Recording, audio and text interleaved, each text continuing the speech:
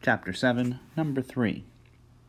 A farmhand pushes a 26-kilogram bale of hay 3.9 meters across the floor of the barn. If she exerts a horizontal force of 88 newtons on the hay, how much work has she done? So we begin, as always, with our picture. And we say we have our bale of hay being pushed by our person, our farmhand, and over the course of some distance, which we are given, which I'm going to call D, she exerts a force,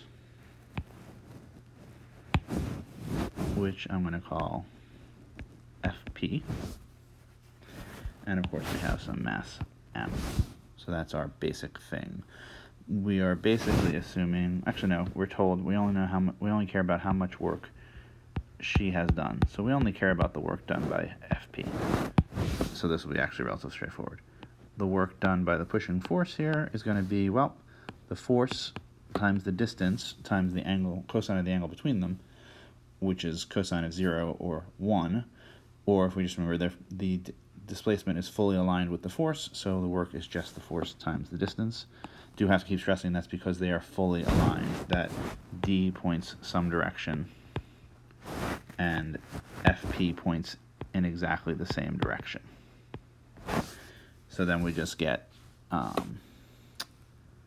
88 newtons times 3.9 meters. And that turns out to be 343.2 newtons, but we only have 2 sig figs, so really it's 340 newtons. In his usual way, Walker writes this as 0.34 kilonewtons, so as to be very explicit about the sig figness, but these are of course the same number. Notice that the mass is entirely irrelevant here. It might have played a role in setting FP via the normal force and then the frictional force, but as long as we know how hard she's actually pushing, we don't really care how massive the box is, the bell is.